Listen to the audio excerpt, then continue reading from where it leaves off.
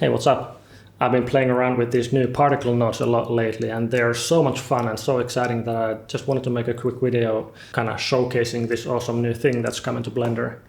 The music in the beginning was a short composition of mine. Originally it was just a harmony exercise, but I kind of grew to like it, so it's nice to have on video now. So what are these particle nodes? Well, there's this new Everything Nodes project going on in Blender development, and this new particle engine is basically the start of that project. And the basic idea is to nodify many parts of Blender that currently don't work with nodes, for example the particle system, which currently is basically just a bunch of fixed parameters that you can play with. You can change the values of the parameters, but you can't really change the logic by which the simulation runs. So the advantage of a node-based system is that you can configure everything. By the way, here's me making a simple fireworks system, so you can see kind of how the particle systems are built. You get access to all the building blocks of a particle system: emitters, forces, events, actions, parameters, etc. And you can configure these building blocks however you like. And that makes the system much more flexible and expansive, though it also often comes at a cost of more complex setups. But the good thing is that once this system is built and finalized, there will be a bunch of pre-made node groups for all the basic stuff. So the end user can actually achieve really nice looking results without ever touching all these individual nodes. Like in this fireworks example, I can take all of those nodes and compact them into this nice and clean node group that has just the most important parameters easily visible for adjustments. And I can of course jump inside the group if I need more fine-tuned control over something. So yeah, that's all for now about the new particle engine. For the rest of the video I'll be rambling about some random other stuff. I am considering making some tutorials about all that particle stuff, so if you're interested in that, definitely do let me know. In case you were wondering about how I did the MIDI piano roll node block thing in Blender, for that I was using a script that I made earlier for the third Songs for Humanity video of mine.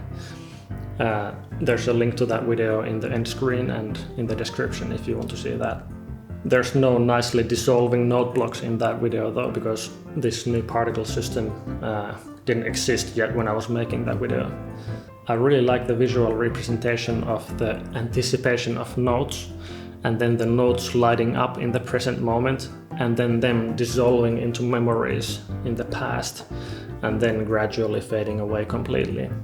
I just finished a book by Professor Carlo Rovelli, The Order of Time, and it really puts our experience of the passage of time into a completely new light, at least for me.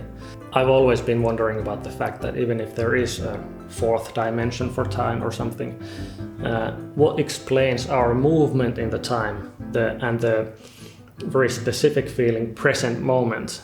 Carlo is a theoretical physicist and he's been working with the loop quantum gravity theory, whatever that means. And he proposes that the flow of time as we experience it as humans doesn't really exist in the elementary physics of the world.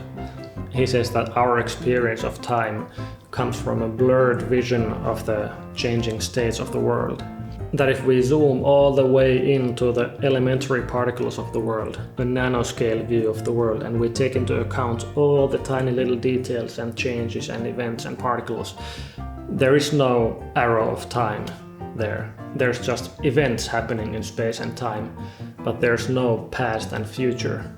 And there's also no increasing entropy down there. If we take into account all the tiny little details in a specific system, all the possible states of that system are as complex and as particular as all the other possible configurations.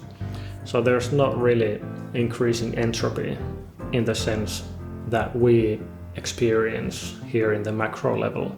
Carlo says that it's only when we blur and simplify the system and look at it from far away that the concept of increasing entropy emerges.